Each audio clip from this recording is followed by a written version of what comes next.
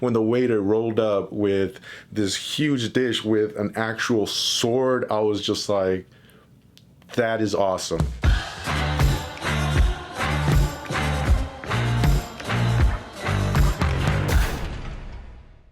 So for the last couple of days, I've sat at my computer, edited videos about Belgrade, Serbia, and responded to a few individuals that have reached out to me wanting to know more about the city.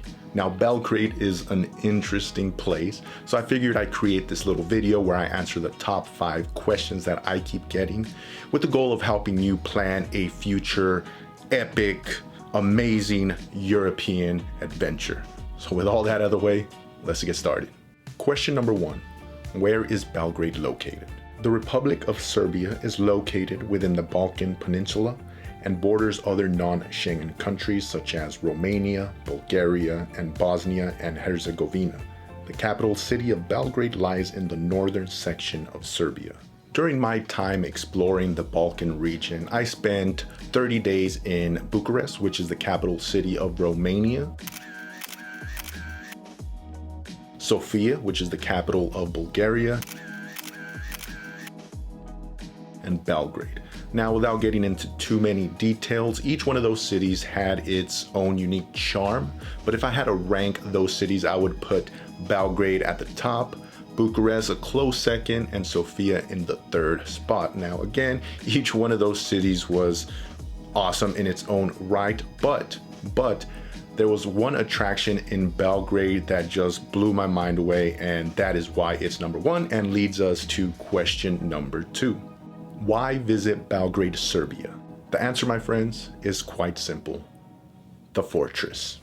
I'm a big fan of attractions in which one is able to go for a relaxing walk or run, a place to read, write, or simply drink some beers and contemplate life.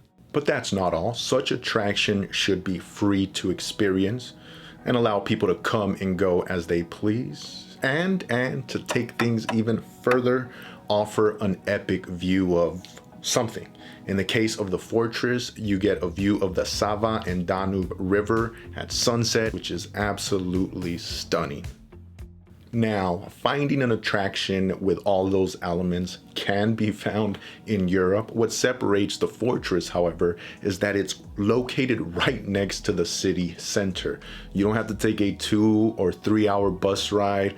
You don't have to hike up a hill for 2 hours to get this killer view. It's cool. We out here in Slovenia, out in nature, out in these hiking trails.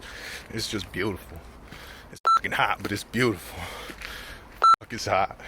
You can literally go from having a meal with some beers, you cross the street, and now you're watching the sunset in this amazing environment. It all culminates in relaxing and epic moments, and that is why I think Belgrade, Serbia should be on your places to visit list. Question number 3. Which area to stay in? I recommend staying in the Bohemian quarter called Skadarlija.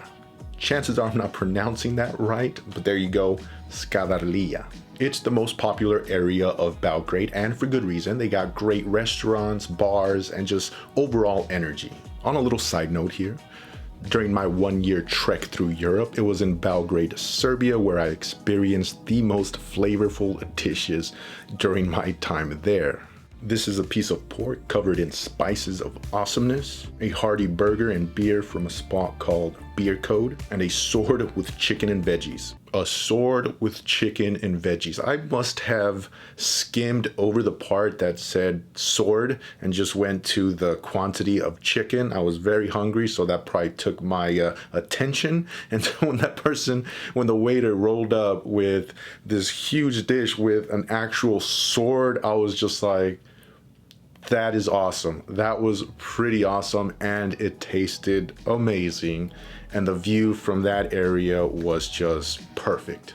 But returning back to Skadarlija Street is, unlike other major cities such as Paris and London, you're never overwhelmed by tourists. You can comfortably make your way through the streets, relax, breathe, and the best part is that section of the city is not too far from the fortress. I'm telling you, a Beer Code burger and beer plus the fortress equals a win. Guaranteed. Guaranteed. Question number 4. How many days to spend in Belgrade, Serbia? Now, it all depends on your traveling style, but if I had to just throw out a number out there, I would say 4 days is optimum.